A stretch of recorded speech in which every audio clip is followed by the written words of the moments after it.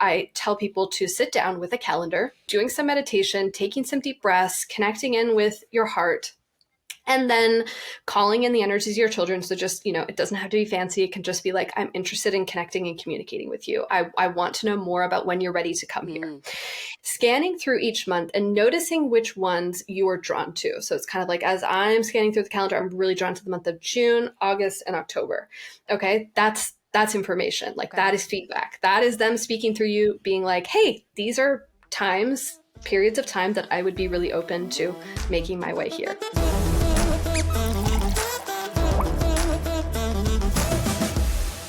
The woman you're seeing right now has a 5-year waiting list to speak to her.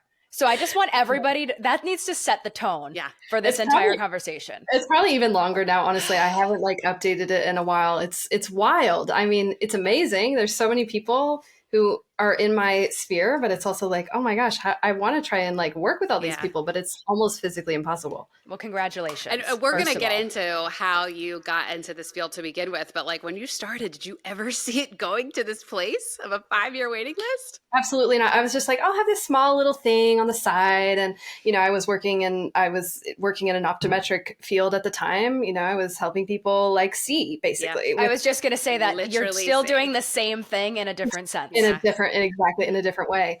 I was like, I'll just have this little thing. It'll be great. I'll just do it on the side as I'm continuing to work my full-time job.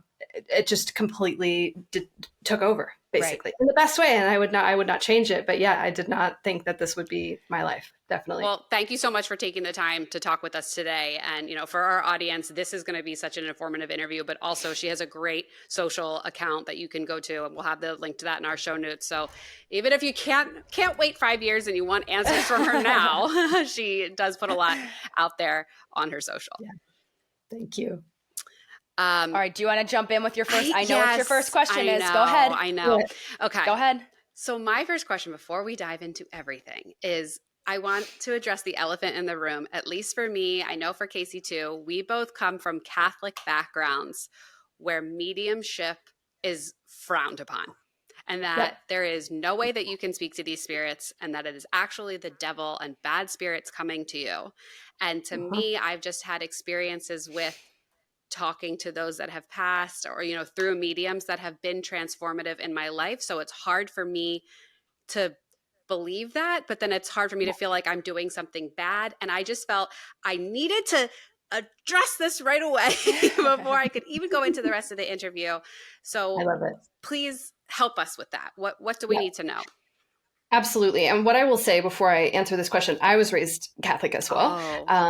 And so, that when I was I had an experience of my abilities very young. I was the very sensitive kid who was seeing things that she wasn't supposed to see. And when I would tell people about it, it would be like, shut that down. Yeah. Don't talk about that. We don't talk about this here. Right. So I remember being in church as I was growing up and listening to and really believing this, this is wrong, and feeling this kind of dissonance in my system of wait, but I don't feel like I'm bad. I don't, this feels like a good thing that I can, I can sense somebody's energy. I can feel somebody's heart. I can feel when someone's hurting. I can feel when someone needs a hug. I went up to my 3rd grade teacher and I knew she was having a divorce and that she needed love on that day, and it was kind of she was shocked, but also how did you know that? How did you know that? Right. So I think I get it. First of all, I understand what you're saying, and I understand the kind of the collective, attitude towards mediumship and these kinds of abilities. And I also understand, I think, how that is changing. And it's my opinion that before something kind of has a big revolution or a change, there is this kind of pushback, right? There's this kind of chaos where things kind of ramp up before they level out. And so what I would say to people who hold that is just like you're saying, right?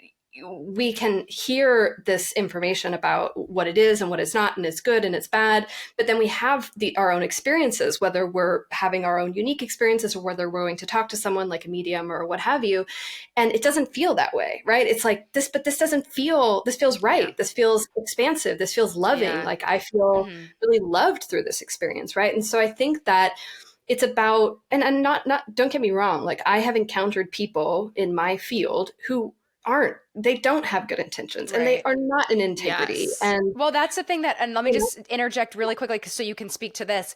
I've had medium readings before, and then I'll tell, my mom or my aunts or a friend about it, and they're like, can't you just Google the obituary?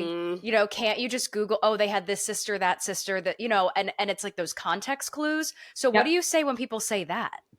Yeah, for sure. And I think, and I know people who Yeah. do that, who operate that way, so it's not like I can be like, oh, it's not happening because I don't do it, because that's not my way of Right. operating and working and this sort of thing.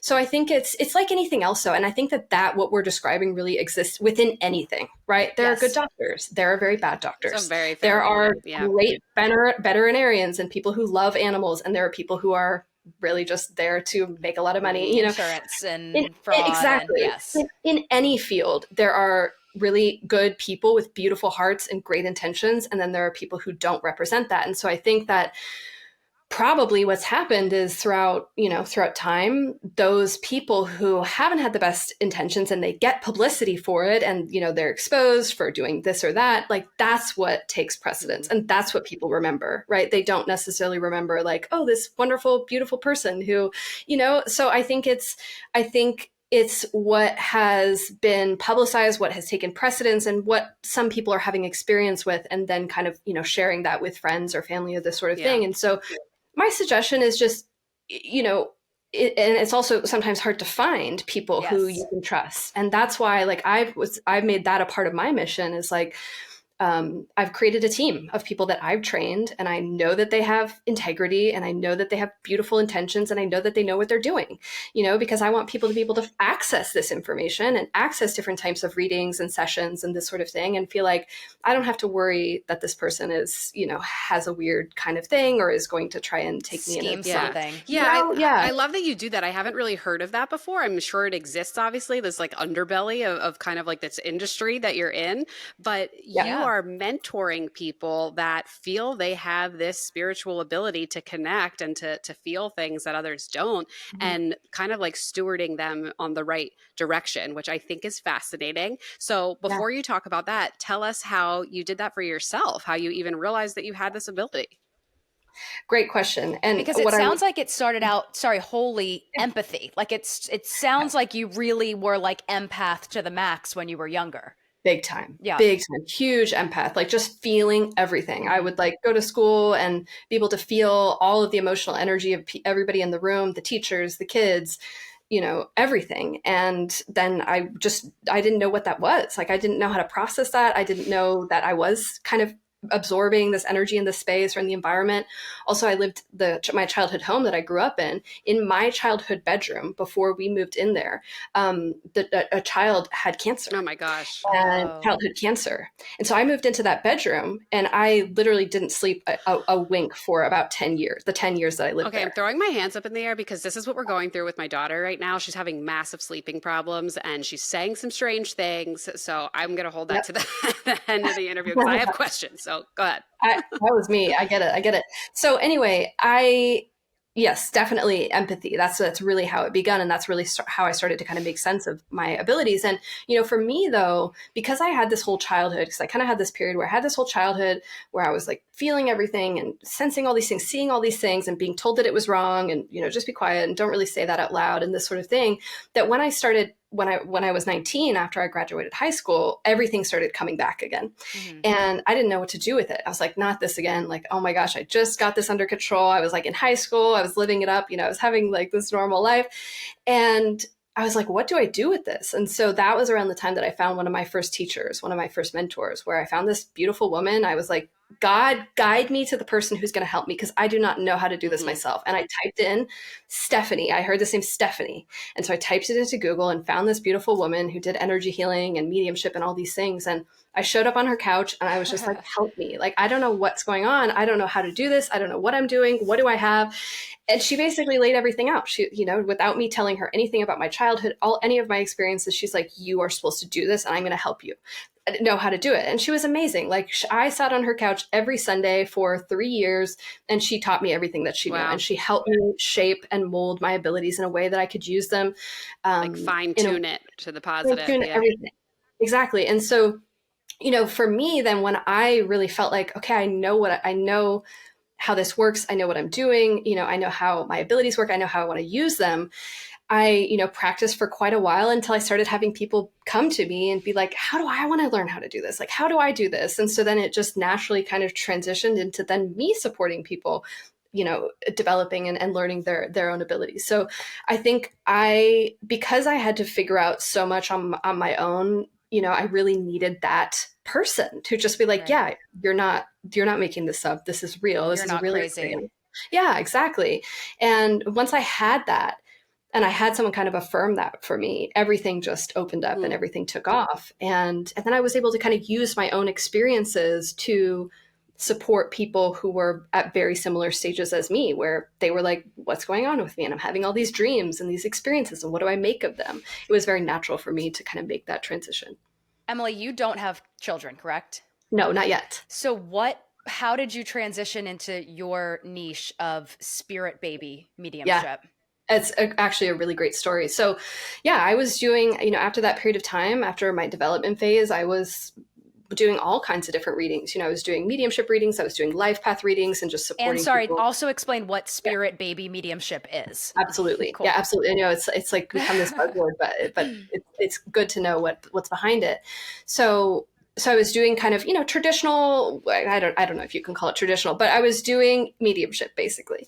And my grandfather, my mother, my sister, my friend. Yes. Exactly. So I was doing this and also just supporting people, who were feeling confused or lost on their path, and they were looking for greater understanding of, who they were, why they were here. Because is it true that you don't need to have somebody on the other side necessarily, because people have like other angels or spirit guides around them?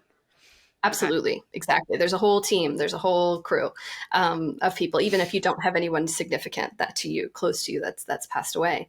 So anyway, I had this woman come to me, and she was kind of just like, I'm just here for clarity. And I was like, amazing, great. That's all I need. That's all I need to know. And so I tuned in for her. And when I was tuning in, my predominant way of receiving information is through inner vision, or clairvoyance. Some people call it clairvoyance, which is basically, I just, as if there's a movie playing inside my head. So cool. I can see different things playing out, and I can do that with my eyes open. I don't necessarily have to have my eyes closed. So in my inner vision, I saw this for this woman who was looking for clarity. I saw this little girl. And because I was still thinking through the reference point of mediumship, I assumed that this little girl, she looked like she was about 3 years old.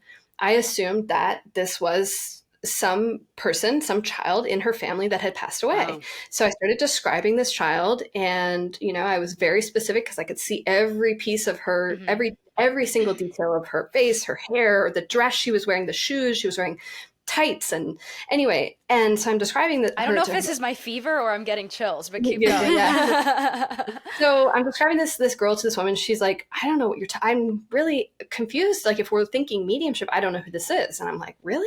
My gosh, she's so real. So I go back to this girl, and then I ask a question. I'm like, who are you? Because she says that she doesn't know who you are. And she said, ask her about her miscarriage. Oy. So I said, did you have a miscarriage? She's asking me to ask you about your miscarriage. And she said, yeah, a year ago. And then she said, that's really funny, because that's actually the reason that I'm here. My husband and I are trying to have another child. I had a miscarriage last year. Cue the chills. Yep. Yeah. I haven't had any success yet, and that's really why I'm here. I said that I wanted clarity, but I really wanted support on my path to conception. And so I went back to this little girl, and I was like, "Is that why you're here? Like, are you here to bring this clarity for this mother?" And she said, "Yeah, basically." And so that's really how it all started, with this whole reading with this little girl, and then we went through, and she was giving me all kinds of information. So what happened? Yeah, she gave me all kinds of information about the miscarriage and what happened. And that basically she said, I can't come back, because sometimes my understanding now is that souls say, they'll sometimes come in a miscarriage and then they can return again in the future. She said, I can't come back, but I'm sending you a little boy and he'll be there soon. And she was pregnant 3 months later with her son, who's now like 5 or 6, I think. Wow. And yeah. So, and her family's complete. She's super happy. She's got 2 beautiful boys, and I still touch in with her every once in a while, and and see how. Oh my God! To your point though, about the genders, I feel bad, because I truly feel like I knew my son was a boy. I was calling him my perfect son from the moment the stick turned pink, and then with the last baby that I lost, I knew it was a boy. I absolutely knew it was a boy. And I would normally feel like I would have gender disappointment, but I just knew it was a boy, and I was so excited. The next one I really hope is a girl. So do you think that could switch around the order? And does that mean, do they feel bad if I'm like, no, you just that's a take good question. No. Right. Talk about gender disappointment. Like, where do how do the and babies is it okay? feel Yes. about Can that? they do a switch in line, and do they feel okay with it? So it's a great question. I mean, this is huge. This is a huge topic because I have so many people, come to me with similar experiences. Emily, I need a boy. Emily, I need a girl. Tell me how to get one. Well, yeah, or they're like, does sway, like there's this, I didn't even know this is totally news to me, but there is that whole, like, if you have intercourse like a certain amount of days before this, then it'll, like, there's this whole science around it, which I was like, whoa, I didn't even know that this was a thing. But they definitely can do switcheroos. I do see that where, it's kind of like boy, boy, boy. And then all of a sudden at the last moment, this energy comes in and it's like, oh my gosh, where did this girl come from? So they definitely can do that. I do find, however, that the soul energy, so like this masculine kind of feminine soul energy, does not always match up with the energy that the body becomes. So what I want to say, like what I mean by this is that I've talked to a ton of people who they're like, I felt this boy, and I was feeling this masculine energy, and then my child came and it was a girl. But then she's probably a bull in real life. Like there's all this stuff you see online where it's like, oh, you need to be in your feminine. Like I am in my masculine always, and I am trying so hard not to be, but I get how that happens. Yeah. Well, same. And Gianna, my mom, you too. You think? Yeah.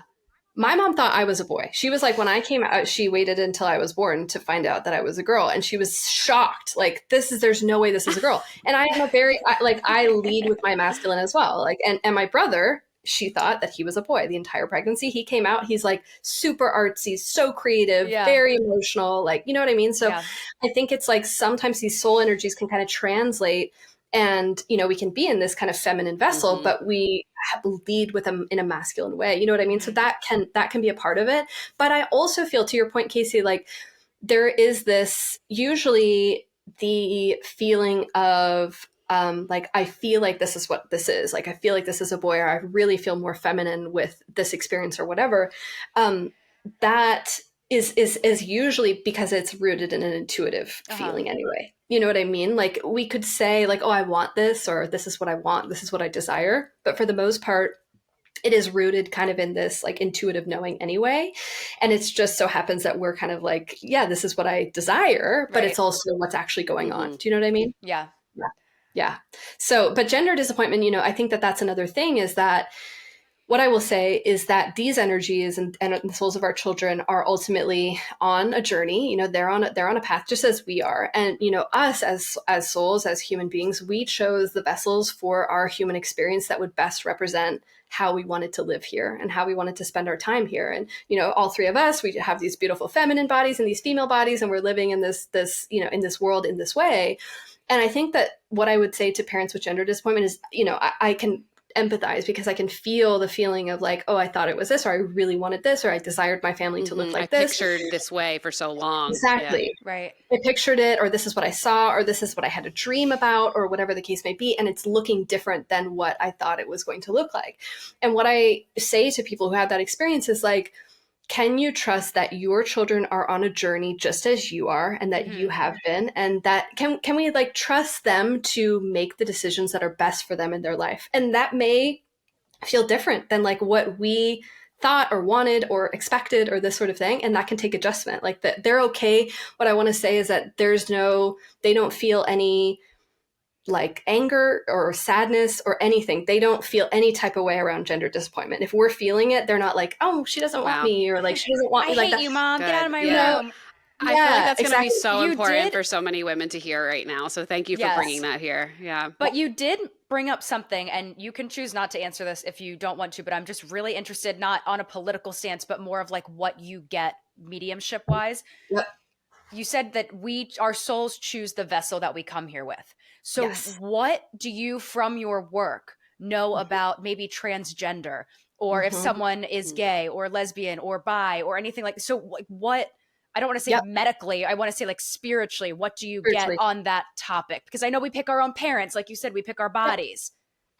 Yeah, which some people find that I've gotten absolutely ripped up about that that concept about people picking their parents, because I think sometimes that's difficult. You know, people who are born into wonderful, loving families, it's like, yeah, that's awesome, right? But people who don't have that experience, it's like that's harder for them to hold, right?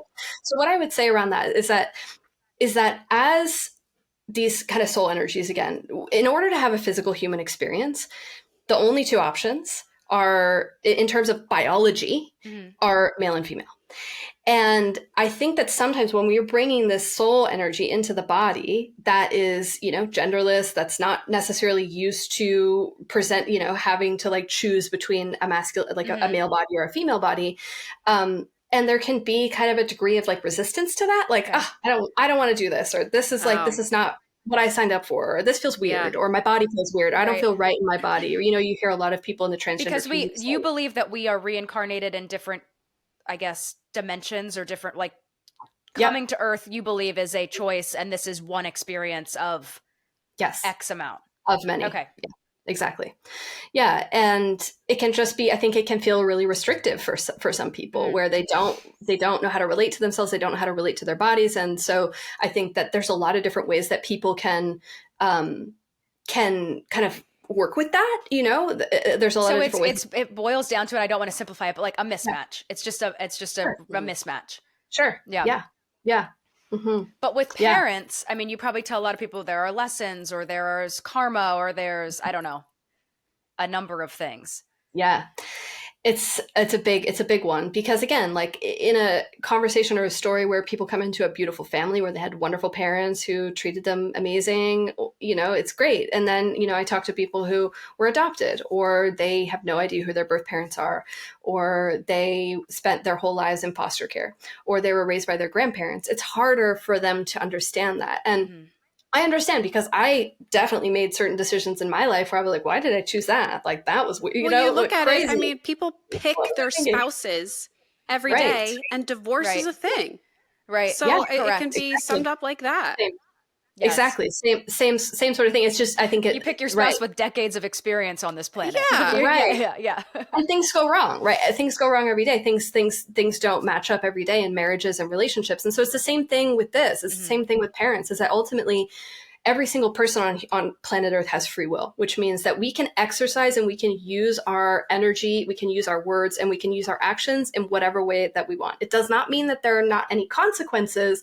It's just people, you know, think that the consequences are going to be served immediately. It doesn't happen that way. You know, that accumulates. That's what we know as karma, where if we act in harm to somebody else, then that accumulates. That doesn't just disappear, right? That we have to reconcile with that. We have to look at that at the end of our life and go, I hurt this person, or I created this experience, right? We do have to come to terms with that. But in my experience, that is more judged by ourselves rather than there is, you know, and in conjunction with different kind of like guides and teachers and, you know, the energy of source or God or whatever you want to call it.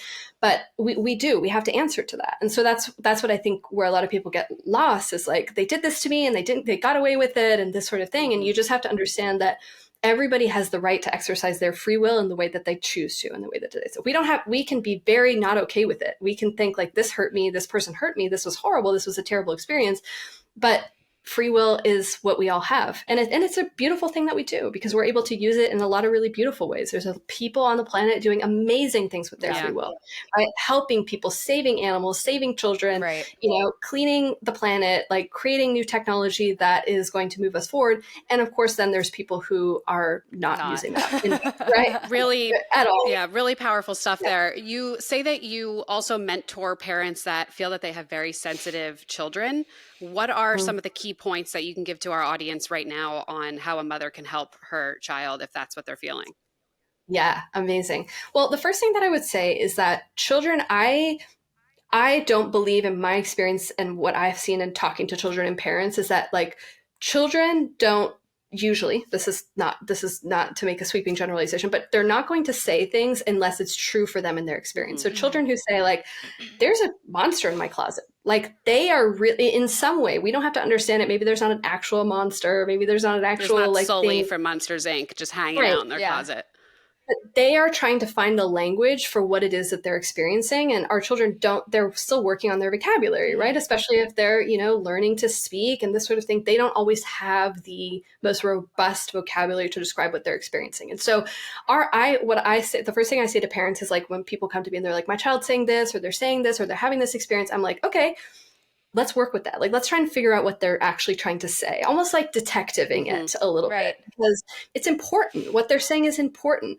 And there is a message in it that we could kind of take in and break down and understand and try and go, oh, like that's what they meant. Like there's an energy imprint in their closet that they're feeling, and it's giving them a hard time sleeping. And so how do we clear the energy imprint, right? So that's my first thing, is I think that there is this we're kind of like helping them out. Okay, like you don't have this robust vocabulary yet. I do. So I'm going to use my tools and kind of gather information to understand what you're trying to say and how I can help you.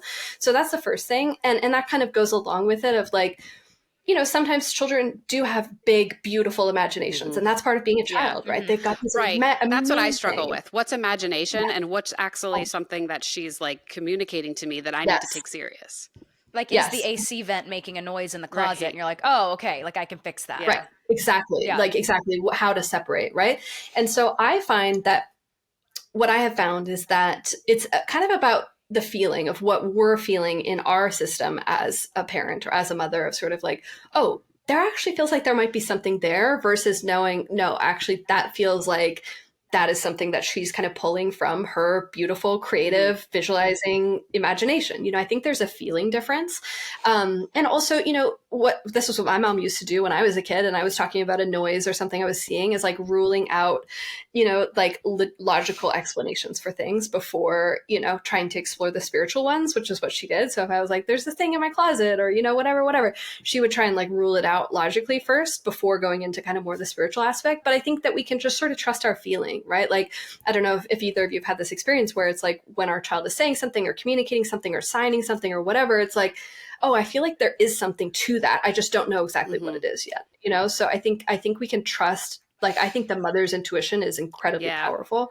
And I think that our intuition is like very well prepared to be able to hold the needs of our children. But then of course, we're also like, there's so many demands on mothers and so many different things that the world is asking of us. And so that's just like another thread to follow that is very subtle and sometimes very faint and kind of hard to like really feel into and to see.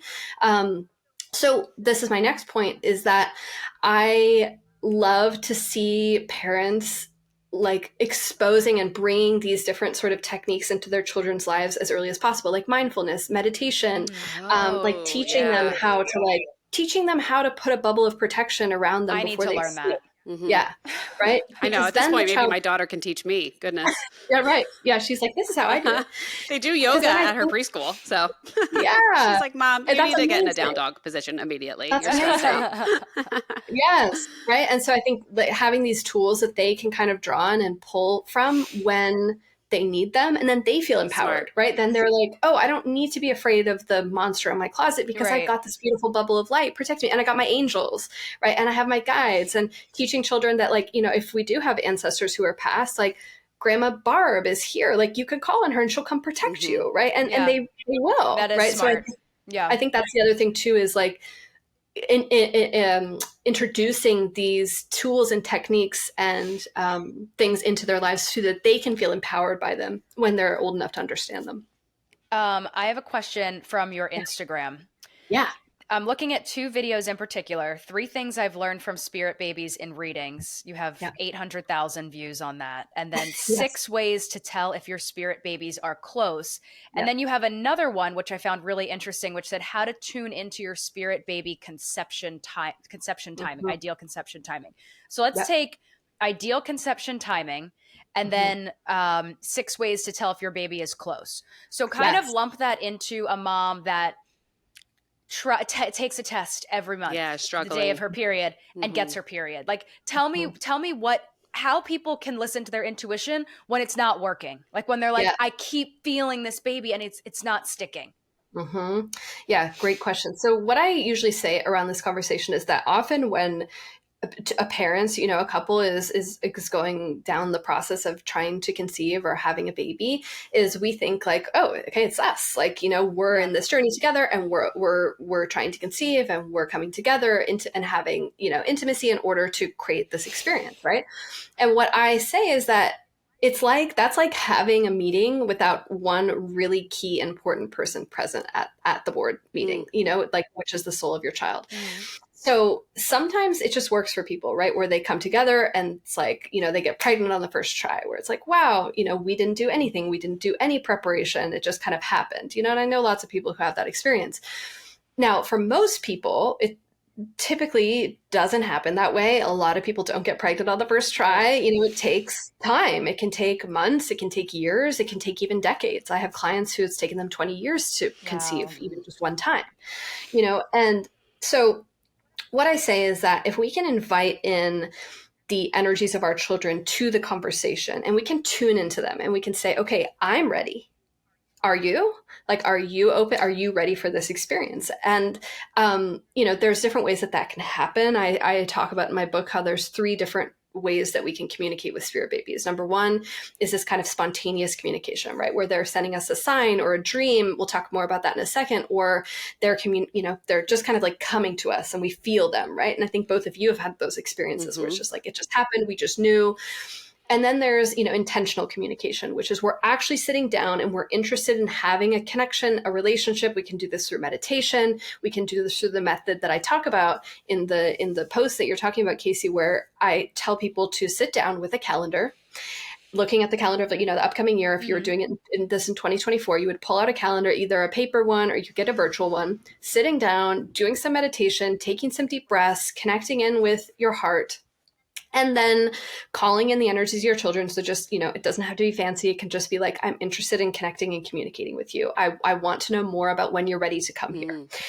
And from there, taking the calendar and scanning through, you know, so let's say we're looking like January to December 2024, scanning through each month and noticing which ones you are drawn to. So it's kind of like, as I'm scanning through the calendar, I'm really drawn to the month of June, August, and October.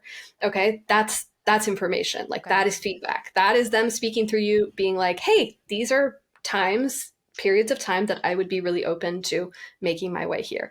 And then you can kind of go further. You can kind of go a little deeper, right? You can sort of understand more about, they are really interested in coming in June. And that would be a really important month for conception. So then you know, okay, as I'm going into that month, I'm going to put a lot of my energy, my focus, and my intention into this time frame, into this month, which I think can be really beautiful, especially I think because in the fertility community, it's like, have sex as much as you can, every cycle, get it in, which I don't disagree with. I think that can be really beautiful. But what I'm saying is that if we're interested, our husband certainly thinks so. Let me tell you, like, so, I think that if we can bring this element of intention into a conception journey, and we're open to having this communication and having this feedback from the soul of our child, it can work wonders. I mean, I have seen it work wonders. I've worked with people who, you know, again, trying to have a child for 10 years and have never had a pregnancy, never had a loss, never had anything. And they start communicating with the soul of their child. And in a handful of months, they're pregnant because they brought in this intention, this connection, this communication. It's kind of like they were able to get on the same page. So that's that. And then ways to tell if your spirit babies are close, they will often do these kind of common things. And the reason I'm excited. The reason I made this post was because I kept seeing recurring themes over and over and over again when conception was really close. And so I wanted to share this with people so that they would kind of be like, oh my God, that's happening to me, to kind of give them, you know, a boost of encouragement and hope and this sort of thing. So the first one is dreams. So spirit babies will come in dreams. So we'll have a dream that we're pregnant. We'll have a dream that we just gave birth. We'll have a dream that we're breastfeeding. We'll have a dream that we're introducing our new baby to a family member for the first time. Other people can also have dreams about us getting pregnant or having babies too, where it's like, I had this crazy dream about you last night. You were pregnant. You had this baby. I was helping you give birth, right? So friends, family, even random people. I have had like people I haven't talked to in 15 years be like, Emily, I had this dream about you. And this is what I take that. That's all information for me. That's all That's all information. I'm like, that's communication, right? Even if it's not coming from me, it's coming from outside of me. I take that as communication and information. So that's a big one. Another one is repeating numbers that people will see a lot. So they'll often have a repeating number sequence that they can kind of they know it's this connection to this child. I had this client of mine who was seeing the numbers 222, 222 everywhere, all over the place. She was seeing 222, 222, 222. And this was all kind of leading up to her conception date, which she realized in hindsight that she conceived her child, who's now here. He's a couple months old, on 2/22. February 22nd. Awesome. Yeah. Right. So it's like there's this kind of link between this conception date and this number sequence that she was seeing. So that's another big one. The other one that I'll see is, and we kind of touched on this a little bit already, or maybe I didn't mention this, but another one that they'll do is they will do something called test runs, where the energy will come into the mother's body in, like, let's say in the 2-week wait, leading up to when we find out if conception has occurred or not, even if there's a negative pregnancy test. So I talked to so many people who would say, I was 100% sure I was pregnant. I knew I was pregnant. I felt it. I knew it. And then I got the negative pregnancy test. Like, how could that happen? The baby took a test drive. Yeah, they took a little test run. Exactly. And so that's when the energy will kind of bring their, just a little bit, not their entire energy, but they'll bring just a little bit of their energy into the system. They'll kind of merge with our energy more deeply. And usually when I see that happen, conception is pretty close. It's hard to fine tune timing exactly, but conception is pretty imminent. Other ones are, I actually forgot what else I talked about in that post, but those are some big ones, like the dreams, the numbers, the people, other people saying, oh, that's actually another one too, is like, whether this is through a dream or somewhere else, where you'll have people kind of being like, are you having another child? Or like, are you pregnant? Or random people, like hairdressers or grocery store clerks or this sort of thing, because it's usually the energy is in the aura even before conception. Oh, you said purging. You said purging emotions. Oh yeah, yeah, definitely, right? Where it's kind of like clearing out old stuff, old pain, old wounds, old patterns, clearing out kind of like generational pain or programming from our parents, our ancestors, this sort of thing. They'll often initiate us in that way too. Detachment from ego expectations around conception. Mm-hmm. Yeah, which is just where it's like there's a surrender moment. Well, right? That happened with me, and I talked about it on here. Sorry, I'm like pointing with my touch-up brush. And I said that to Gianna. I said, when I got pregnant, I was like, I don't want a Taurus. Like, I just want a Leo. I want a Leo like me. And it's just like, you can't do that. Like, we're not. That's not what we're doing here. Right. Yeah, exactly. They're on their own journey, and where we kind of like surrender to what it is that their choice, their decision, when they are choosing to come in, their astrological sign, whatever. Mm-hmm. And we're kind of like, okay, I'm open to all of it, and not to say that like sometimes that can take a little bit of time. That can happen through the course of the pregnancy. And again, the most beautiful thing about these energies is that they understand what we're working with here. They understand that we have a human ego, and that's a part of the experience, right? Like we wouldn't be like able to survive if we didn't have an ego. It's a part of it, right? And so they understand that there's no, like, they're not like side-eyeing us and being like, why is she thinking that? Like, that's kind of, they are completely in love and non-judgment and understanding about what we're feeling in relationship. That's you just hit the nail on the head with that one word, judgment. That's what I've learned from other spiritual mediums, that like once you're on the other side, the judgment around anybody is just, it's gone. It dissipates. It's just a very different type of energy than the human experience. There are a lot of people, and you probably get this in your practice, that come to you and are like, I'm feeling this type of way about this. I'm feeling guilty. I'm feeling anger.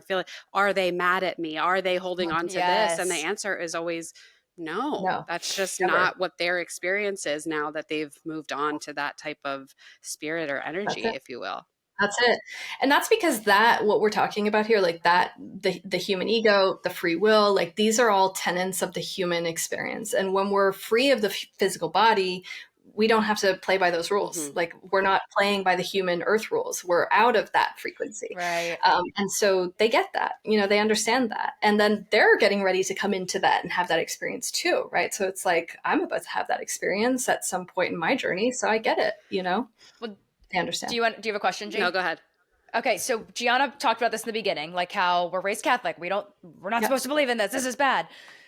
there is an overwhelming sense that the world, humanity is getting more conscious, and that everybody is waking up, and everybody is more open to mediumship and energies and frequencies healing, and all of these more natural things, or supernatural things, if you will. You did a post, and you talked about how a lot of souls have waited until 23, 24, 25 to come, and you call them new earth children.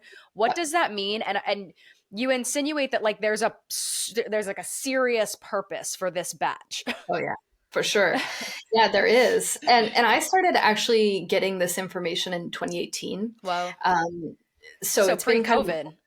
Pre-COVID. Yeah. It's been a progression over a period of time. And even, as I've kind of looked backwards through time and sort of tuned into different significant points in history, it's my belief that these kind of waves of energies, it's my belief that over the last specifically 100 years, maybe even a little bit more, is that there are waves of energies that are here to kind of support, they are here to support the collective evolution. Because what I've been told is that in our evolution of consciousness, the way that we relate to each other, how we are treating the planet, how we are treating each other, all of these things we're way behind, like very far behind. And that's pretty apparent. You just take like 3 looks around. It's like, what is going on? There's like, things are off. Things are not going in the direction that they need to. And that basically we have had many major points in the last 100 years where we've been on track for, an extinction event, basically, where the planet as we know it wouldn't exist anymore. And that's obviously that's not what wants to happen. The collective, guardians and guides of the universe and of planet Earth don't want that to happen. And so what is the best way to prevent these events is to bring in new energy and higher frequency energy through the bodies of the children. And there's other ways behind your head. Yes, I know. Yeah, there is. Yeah. So that's one of the ways, is through these energies are coming in through the bodies of the children. And it's my belief that like that has been happening really since very specifically since the 1940s and 50s, but that different waves and different generations have had different purposes. And so this is kind of in the collective consciousness. You'll hear people talk about like the indigo children, the crystal children, and the rainbow children, and these sorts of things. And that's not my terminology, so I don't use that. But what I've been told that they are is, like Casey said, the new earth children, which is what I've been told is that these energies are here to help us create where the planet needs to be. They're here to help us kind of course correct in some way, shape, or form. And they're here to help take us to the level of consciousness and of evolution that we're actually supposed to be at this point in 2024.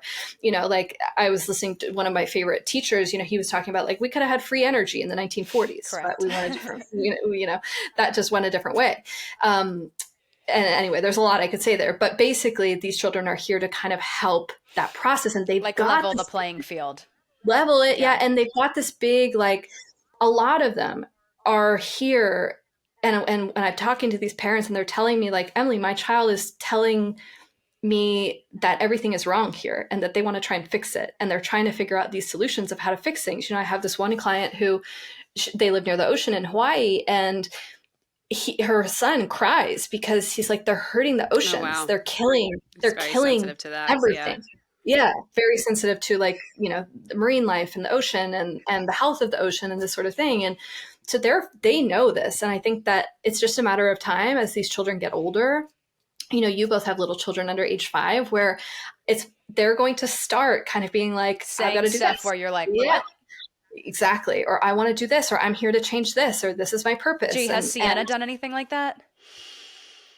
She's just a strong force to begin with. So she leads with her masculine, just like mommy. Mm-hmm. I love it. The other day, somebody came to the door. It was like food delivery, and they handed us the food. And he went to like close the door, and she literally pushed the door open and was like, "Now, wait a minute. There's an Amazon box out there. Could you please bring that in?" She's literally an 80-year-old woman. She is. Like if there's something there, like she's determined to do it. So I think when she picks up on whatever her passion is, she is going to connect with that part of of the energy, and will go full force into it. Well, and you brought up a great point, actually, because a lot of these children they do have that kind of, old soul energy. It's like where did you come from? You are like a very deep, wise, old little soul. And that's not a coincidence. It's my opinion. And what I've seen is that is because these very big kind of advanced energies are coming in to, it's like when we have a crisis, hopefully we would call on the elders, we would call on the people who. So you believe that these children may have been here before, or that they, like, this may not be their first rodeo on Earth? I think it's both. I've seen both, where I've seen lots of like really kind of old, elder, very wise type souls who have had a lot of runs around the block coming in. I have also seen these newer energies who maybe have not been here before. This is their first time around the block. They've never come because they're bringing the fresh energy. And like a fresh look on things. Like they don't have tainted eyes from the past. I know. I'm thinking of like a newly elected politician, and then he gets to Washington. He's like, damn it. Yeah. Yes. Right. It's like, oh, what am I supposed to do with this?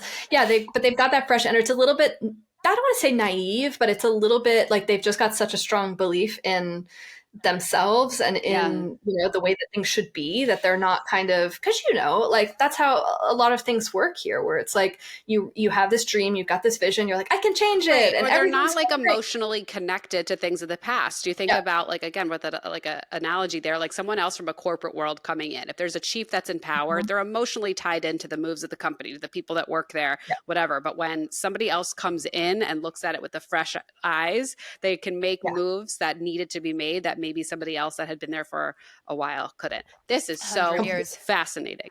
I love it. Wait, here's a question that Gianna will like, and I will be interested in too. Gianna's son's middle name is Gary, after her father, and my son's middle name is Francis, after my grandfather, both of whom are sadly not with us anymore.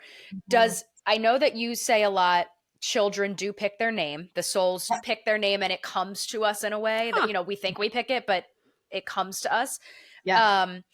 Does giving them that name make them take on any, I guess, intellectual or physical or any kind of characteristics of that person? Or is it reincarnation, or where do you stand on that? Oh, this is an amazing question. I love this topic. So yes, definitely children, most children, I would say 80 to 85% of children have a very strong opinion on what they want their name to be. Not all. Some of them are like, call me whatever you want, I'll be fine. I'll work with it, right? But when it comes to family names, almost like all children that I've talked to, when their families are intending to bring a family name, whether that's a last name or, first name, middle name, whatever it is, into their name, they love it. And the reason is because usually there's already some connection with that soul, with that being that was our father, our grandfather, whoever it was. Like they have a connection. Are they both in the same place? Well, they can. So because obviously Catholics, heaven, if you're not here, you're there, or you're somewhere really bad. And Dada and Gary are not there; they're up there. So right. So basically, they can come to the same place. Our ancestors can come to the same place that our children are in. It's this sort of almost like a preparation space. It's like a pre-incarnation space. But our ancestors, even if they aren't planning on coming and having an experience, they can come and visit our children in that space. Okay. Which is, we could say, is the spirit side, or heaven, basically. It's really all this. And there's different levels and layers, which is a whole other conversation. But yes.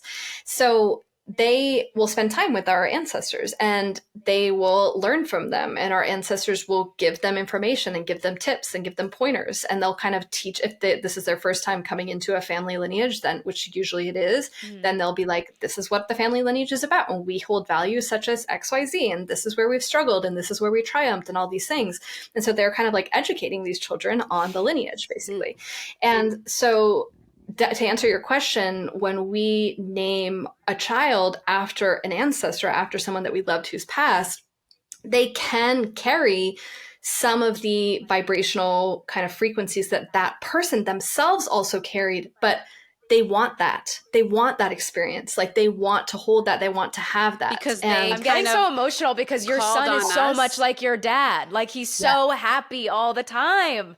I don't know. He's a little more chill than my dad was, though. So. No, but he's so happy. Yeah. Listen, he hasn't discovered beer yet or the Jersey Shore, so just give him some time. I know. Well, he knows the Jersey Shore. He doesn't know the grown-up Talk Jersey to me in Shore. 2 years from now. I'll be like, yeah, he's a raging psycho like my dad was, and I can't get him off the dance floor and whatever. Yes. But the higher aspects, right? They're being imbued with the higher aspects, because everybody, none of us are perfect. We all have like higher moments and not so great moments, and that's part of life. But they're imbued with the higher elements and the higher frequencies of our ancestors when they carry that name. And again, like they want to carry that. It wouldn't have even come into your consciousness if they didn't. So interesting. That's interesting. Like we're being called to do that because they want to take on some of those attributes, basically. Right. 100%. Wow. And that's what's so cool. Is like a lot of the times when we think we're just like having this idea and it's coming out of nowhere and like, where did this come from? It's inception in there by someone. 100%. Yeah, it's coming from someone. This might be a weird question. Like, I can't have the same soul that was my grandfather. You could. Okay. You could. It's rare. It's very rare because usually when we've come and had an experience within a specific family lineage or ancestral line, we get what we need from that and we're complete with that after we are done. Well, then what do you say about soul contracts and how, like, because I've heard, I'm the mom, my husband's the dad, my son's the son. But I've heard in the past it may have been mishmashed around. People have told me and my mom that we have been together in a past life and that I may have been her mother.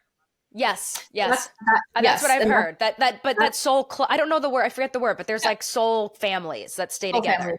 Yeah, soul family, soul pod. Yeah. And totally, that is completely true. There are, we run in these groups. Usually there are sizes of anywhere from 5 to 15 to 20 souls in these kind of clusters. However, we will usually not incarnate in the same lineage or the same ancestral or genetic line. Okay. And so we can be in a soul family that, our last name was, Greene, that's my maiden name, but then the next lifetime we would be in a family in Germany whose last name was, something else. You know what I mean? So it's like we'll run in these same kind of configurations of I'm the mother this time, then you're the father, and then you're the child, but we're usually within a different not through genetic our same line. Yeah, exactly. Yeah. Okay, that makes sense. Yeah.